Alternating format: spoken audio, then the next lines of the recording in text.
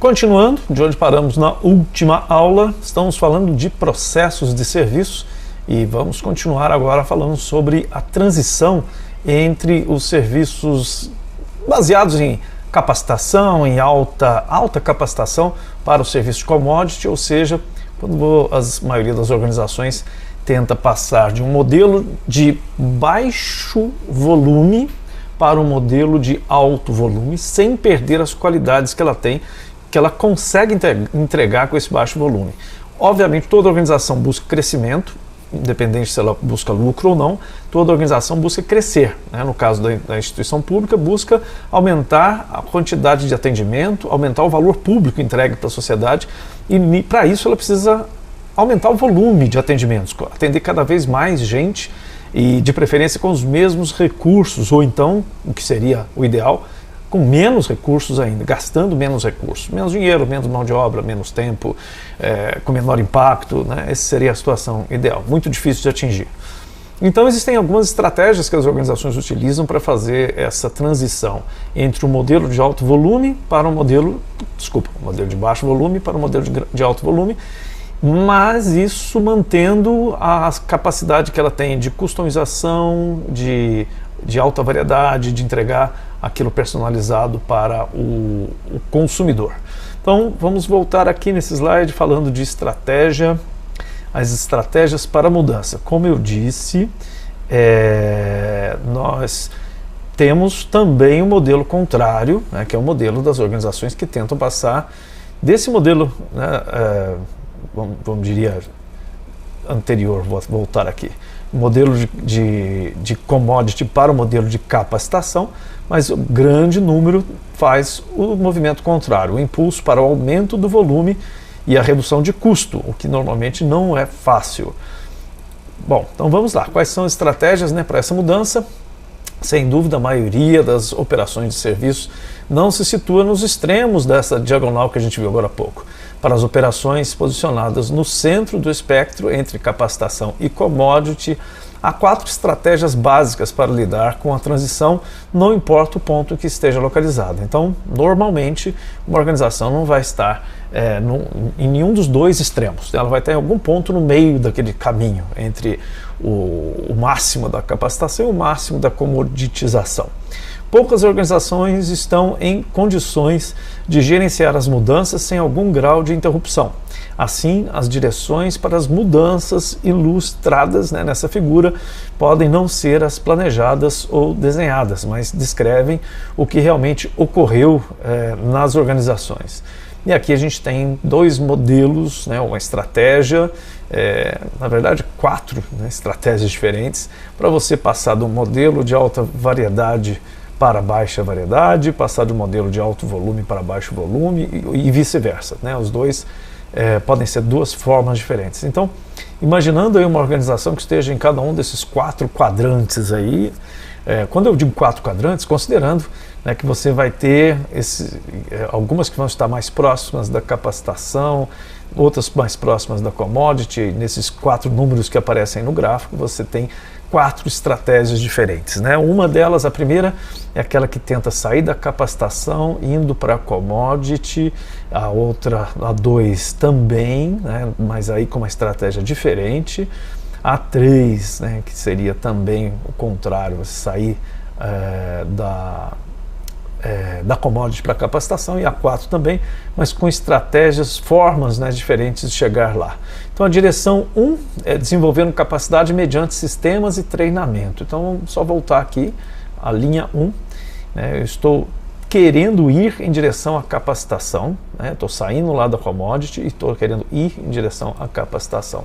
E aí eu desenvolvo essa capacidade mediante sistemas e treinamento. Eu tenho que capacitar as pessoas para poder ir mais para esse tratamento individualizado, mas também posso implantar ou fazer parte dessa prestação de serviço através de sistemas online, principalmente hoje em dia os aplicativos, sites pela internet, que podem prestar esse serviço especializado, que exigiria uma grande capacitação das pessoas, mas que com o desenvolvimento da tecnologia acabam tendo oportunidade de serem feitos por software cada dia mais sofisticados, com acesso a bancos de dados mais completos, mais sofisticados também.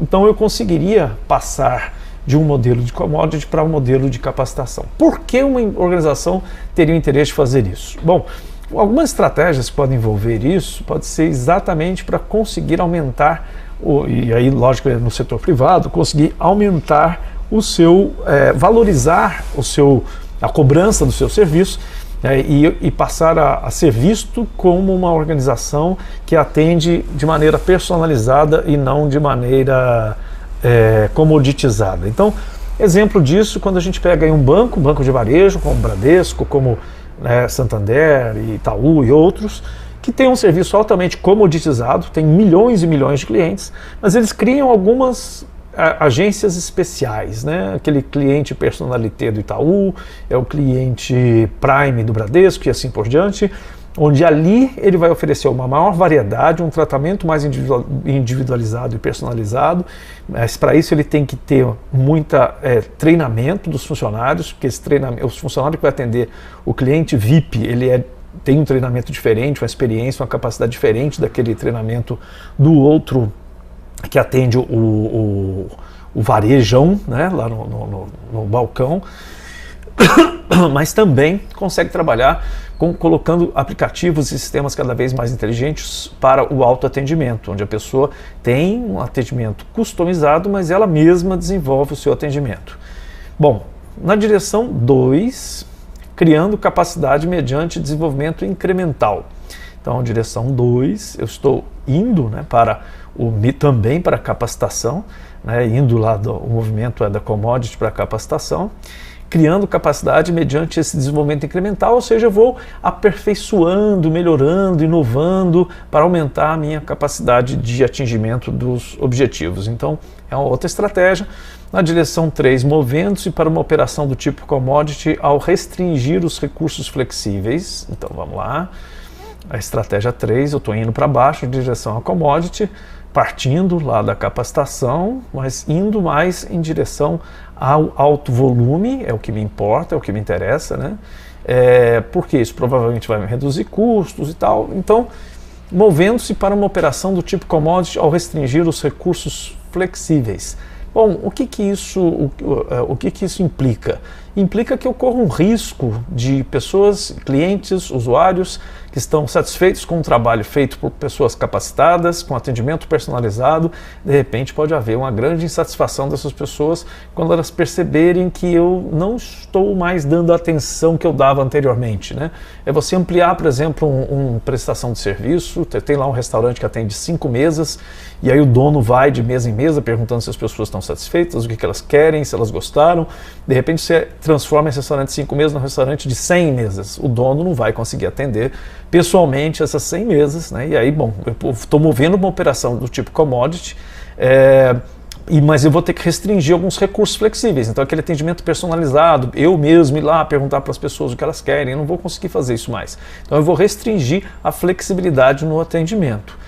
E na direção 4, vamos lá, movendo-se também para a operação do tipo commodity mediante investimento e capacidade do processo. Então, aqui 4.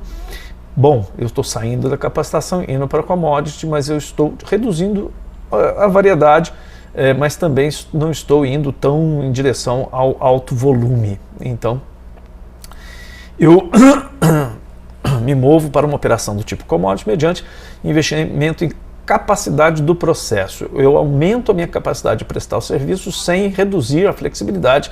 Essa seria uma situação mais adequada, porque ela pode não ser percebida como uma desvalorização do serviço por parte de quem consome o serviço. Então, da origem à destruição de uma operação de serviço, né, você tem aqui alguns exemplos, né, de 1A, 2, 3, 4, né, e 5, ainda no mesmo gráfico de commodity do lado de baixo e a capacitação lá do lado de cima.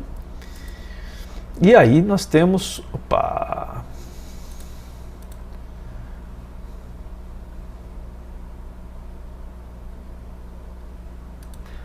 Agora sim, falando da origem à destruição, originalmente a empresa foi criada para fornecer serviços de baixo custo para os computadores de um fabricante. Esse é o caso de uma empresa que presta serviço, né, um caso fictício, e a empresa foi criada para atender com baixo custo para os computadores de um fabricante apenas. Então a gente tem aqui a situação 1. Né? Ok, foi criado aqui, trabalhar com baixa variedade e também trabalhar com baixo volume. Era um fabricante só, ou seja, tem só um modelo, mas também atende um pequeno mercado. 1A, bom, à medida que o negócio crescia, o faturamento o acompanhava, 1A, então o negócio cresce, vamos lá para a situação 1A, eu aumento o volume, né, mas eu ainda continuo trabalhando com a mesma variedade, com isso eu aumento o faturamento da empresa. A empresa percebeu que podia facilmente fornecer o mesmo serviço para fabricantes que possuíssem computadores similares. Então, essa é a situação 2, ela começa a caminhar para cá, né, começa a subir nessa linha, porque ela começa a aumentar a necessidade de capacitação. Por quê? Porque ela começa a aumentar a variedade de serviços que ela presta. Vamos voltar aqui. Alguns de seus maiores clientes solicitaram que a empresa fosse 3, a única empresa fornecedora de serviços de seus computadores e periféricos. Então, poxa, aí uma responsabilidade muito grande, situação 3, porque além de aumentar a variedade, né, quando ela começou a trabalhar com vários fornecedores, também aumentou o volume. Então ela foi para uma situação 3. A empresa fornecedora de serviços de seus computadores e periféricos. A empresa constatou que seus funcionários sabiam muito sobre o uso de computadores, bem como serviço e manutenção, passando a fornecer helpdesks aos usuários, ou seja, ela começou a oferecer um novo serviço que ela não oferecia, né, helpdesk. Então ela vem para o 4, onde ela começa ainda a aumentar mais a variedade, lógico, ainda com pequena quantidade, né, volume não tão alto, mas uma variedade grande, né, só que isso aumenta também a complexidade dela. Então aí há um grande movimento. E o que aconteceu nessa situação, vamos lá, é que finalmente a empresa desenvolveu expertise em estratégia de sistemas de informações e passou a oferecer serviços de consultoria, ou seja, a empresa que trabalhava com manutenção de hardware passa na situação 2 a oferecer serviço para vários fabricantes. Da situação 3 ela passa a ter exclusividade de prestação de serviço. Na situação 4 ela começa a, vamos lembrar aqui, 4, ela, bem como serviço de manutenção, passando a fornecer helpdesk para os usuários, ou seja, suporte, né? Suporte para quem precisa. Então ela começou a trabalhar num outro ramo, até que finalmente ela vira uma empresa de consultoria, e aí você tem, né, nesse desenho uma outra posição. O que é a consultoria? Consultoria é um serviço altamente especializado que depende de alta capacitação, que tem uma alta variedade, cada cliente vai ter necessidades diferentes, porém você não vai conseguir trabalhar com aquele alto volume que você trabalhava quando fazia simplesmente manutenção de hardware. Então esse é um movimento, né, entre o 1, o 2, 3, 4 e 5, mostrando que muitas vezes as organizações elas se movem ao longo do tempo através desse modelo que vai da capacitação em cima até a comoditização, através dessa mudança de variedade e de volume no atendimento dos seus clientes. E aí, bom, gerenciando o hiato entre a posição de mercado e as operações. Hiato é uma falha, né, que existe entre mercado e operações. E aí também num gráfico onde você tem variedade do lado esquerdo e volume do lado de baixo, você tem um hiato no meio dos dois que fica entre a flexibilidade do mercado e soluções personalizadas, que normalmente é isso que as empresas, os clientes, né, os usuários, clientes querem, e do outro lado, lado de baixo, você tem aquelas organizações que operam de maneira eficiente e consistente. Então nem sempre se consegue ter as duas coisas ao mesmo tempo. Aliás, é muito raro, muito difícil se conseguir ter as duas coisas ao mesmo tempo, por isso mesmo existe esse hiato, né, que é um vão, uma falha no meio do caminho entre os dois extremos. As organizações buscam as duas coisas, né? Os clientes, pessoas físicas, pessoas jurídicas, quando estão na posição de cliente, elas tanto querem flexibilidade Elas querem soluções personalizadas, mas elas também querem operações eficientes e consistentes, né? E existe um vão entre as duas, porque é uma grande dificuldade fazer essa transição e manter, né? Ir para um dos lados e manter as qualidades que existem no outro lado. E aí gerenciar esse ato, bom, o departamento de serviços aos clientes pode ajudar, um contato pessoal nomeado, ou seja, criar uma pessoa que seja o representante, né? Isso grande parte dos bancos, mesmo que você trabalhe com aplicativos, né, de bancos, os bancos oferecem hoje, até no aplicativo do banco tem o nome do gerente que já atende, dependendo do banco, lógico, né? Mas para dar um nome pessoal, personalizar o atendimento que vai ser feito para você dentro daquele banco, gerentes de contas, né, ou de clientes, para que estejam mais próximos e atendam um grupo menor de clientes para não atender todos os clientes de uma vez só, mudança da natureza do serviço, né, um serviço que seja feito online passar a ser feito por telefone ou presencial ou por visita, mudança na expectativa do cliente, né? Então há várias formas de gerenciar esse vão, esse hiato, e as organizações têm que ficar de olho nisso, porque isso pode ser um risco para ela, se ela não perceber essa diferença entre a expectativa do que o cliente quer, os usuários querem, e aquilo que ela está oferecendo para aquele cliente.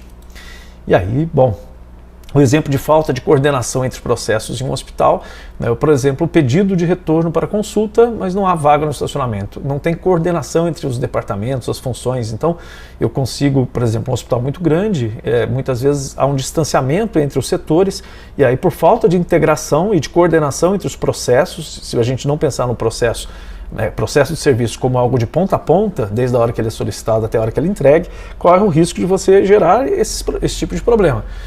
O desejo de pronto atendimento, mas as anotações da enfermaria chegam atrasadas ou não estão disponíveis. Outro exemplo de falta de coordenação entre setores diferentes. Solicitação de medicamentos ou de equipamento não atendida por causa da burocracia, né? Solicitação que tem que passar por várias autorizações, por várias pessoas que tem que passar e aprovar, analisar e aprovar aquilo lá. E aí tem várias formas de a gente tentar consertar esses problemas, e uma delas através da engenharia dos processos de serviço ou da reengenharia, muitas vezes, que é você recriar ou reorganizar os seus processos de serviço para conseguir resolver esses problemas. Então, várias ferramentas e técnicas são desenvolvidas para ajudar a engenharia do serviço, isto é, para desenhar novos processos de serviço ou avaliar ou melhorar processos existentes. Aí tem mapeamento dos processos, né, tem várias ferramentas. Hoje a gente usa BPM, Business Process Management, que é a gestão de processos de negócio, que é uma ferramenta super eficaz, né, para ser aplicada com vários livros e inclusive uma associação, né, que é o Instituto de Gestão de Processos de Negócio, que criou um livro chamado BPM CBOK, né, o Common Body of Knowledge, né, o corpo comum de conhecimento sobre gestão de processos de negócio.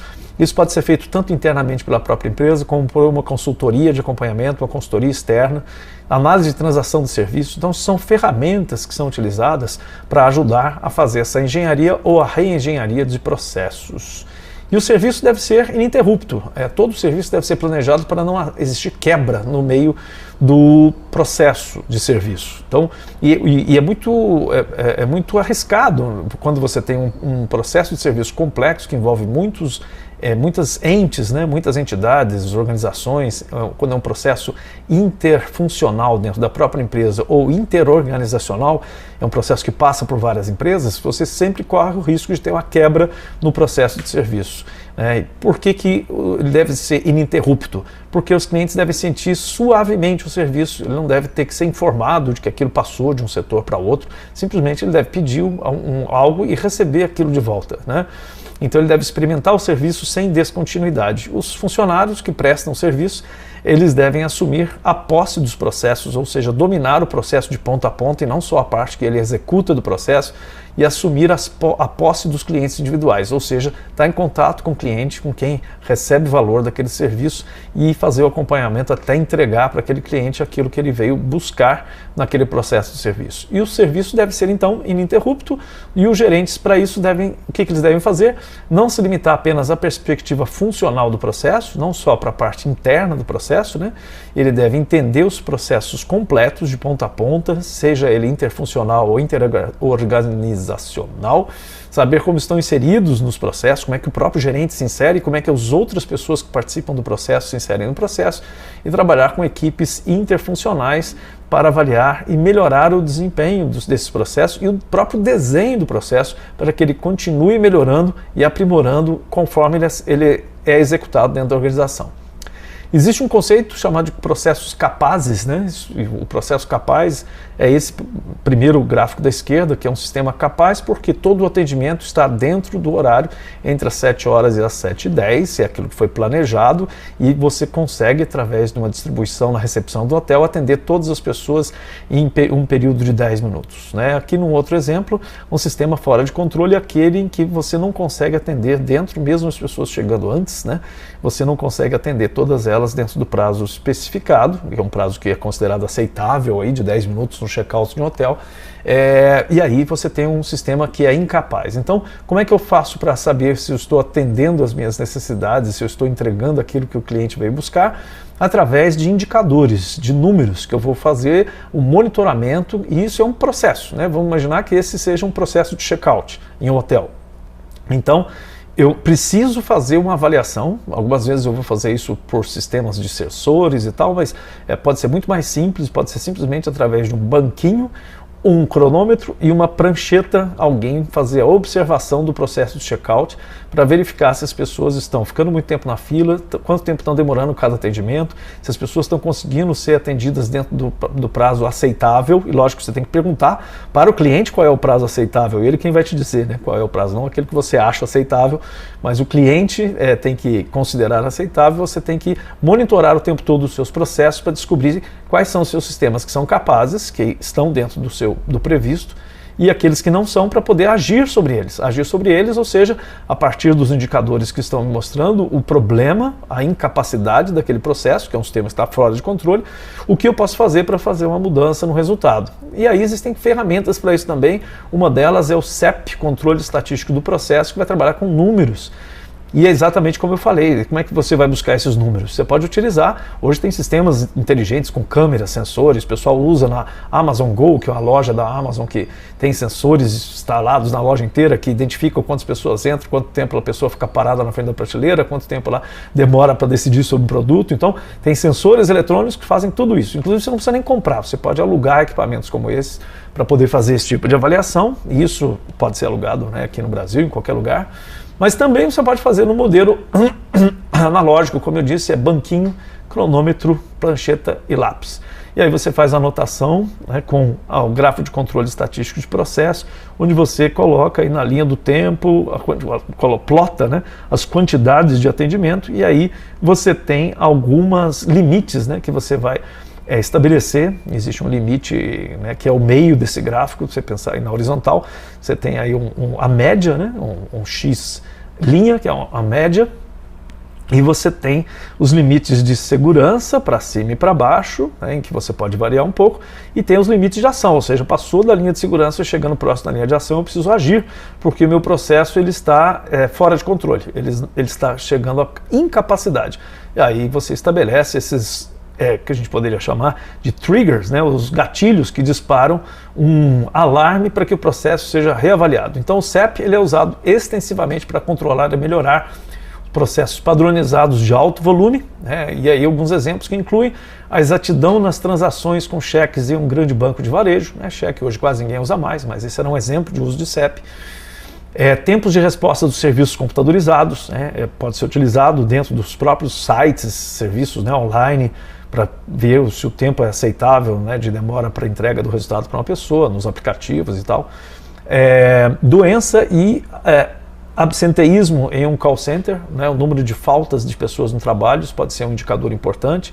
Número de reclamações de clientes por 1000 transações, né, a cada 1000 clientes atendidos, quantos deles reclamam. Então, eu posso estabelecer indicadores, né, e o CEP vai me ajudar a fazer essa estatística, um total sobre outro, um número sobre outro total, vai me dar a porcentagem. Essas porcentagens são medidas o tempo todo, e quando elas disparam um gatilho, eu tenho que atuar para corrigir o meu processo. Existe também uma ferramenta muito importante, que todo mundo conhece, a ISO, né, que é a ferramenta, na verdade, a ISO é uma instituição, mas ela, né, ficou conhecido, né, como ISO, o certificado de conformidade, né, porque ISO, na verdade, não é qualidade, é conformidade, é padronização do trabalho. Então, padronização de processo, o POP é o Processo Operacional Padrão, ele tem que estar definido numa organização que tenha ISO, tudo está definido, quem faz, como faz, quando faz, com que equipamento, quanto tempo tem que demorar. Então o POP ele é definido quando você descreve a conformidade na ISO. E aí você tem um exemplo no checkout do hotel, bom, o pó do quarto foi aspirado, isso é o POP, né? Alguém fez o checkout, o que dispara?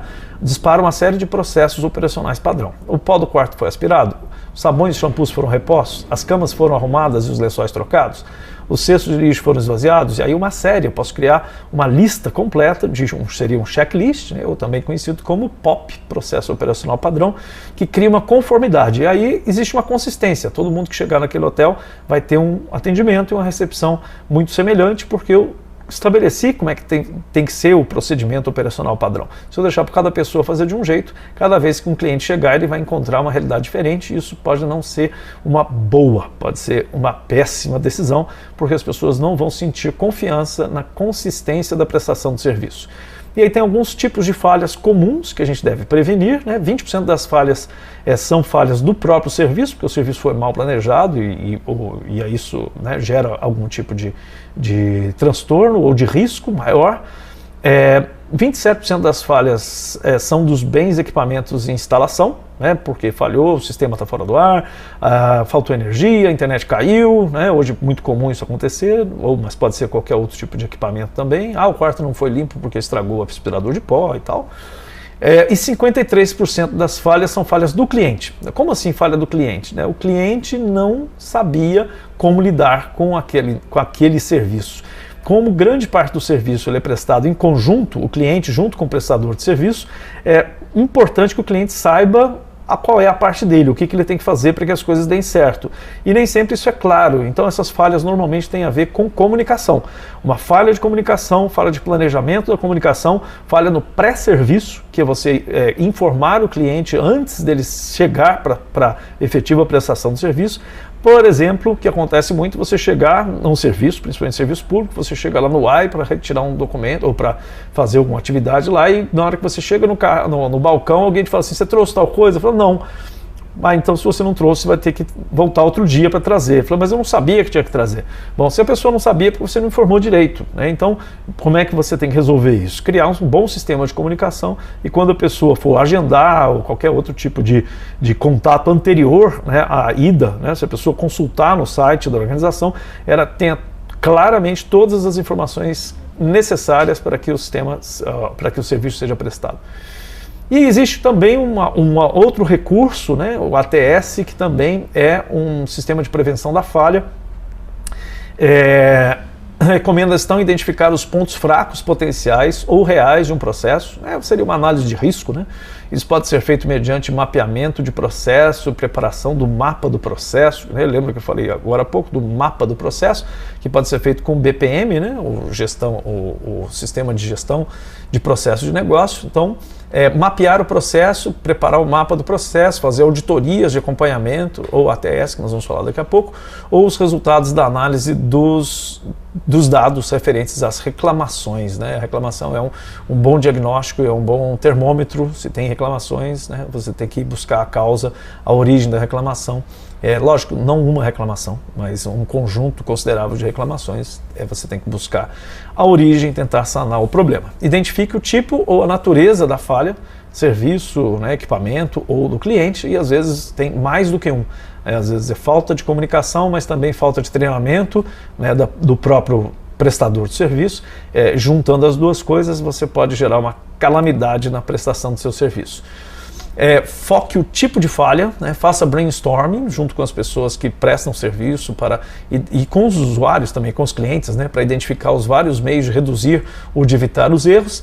Selecione, desenhe e implemente o Poka-Yoke, que é uma ferramenta japonesa, não vou entrar no detalhe aqui, é mais adequado se a falha não puder ser evitada, né? Assegure-se de ter os corretos procedimentos de recuperação e monitore e avalie o efeito da implementação e repita as etapas anteriores, se necessário, para conseguir prevenir a falha, mas se não conseguir prevenir, corrigir com o mínimo impacto possível as falhas que vão ocorrer, mas que a gente pode reduzir o impacto, reduzir a chance de ocorrer e reduzir o impacto quando elas ocorrem. E de preferência ter um plano B ou um plano de contingência, que bom, se a falha ocorreu, o que as pessoas, um próprio POP, um procedimento operacional padrão, descrevendo o que é preciso ser feito quando a falha ocorrer, para que as pessoas não improvisem, não fiquem na última hora tentando, e agora, o que eu faço?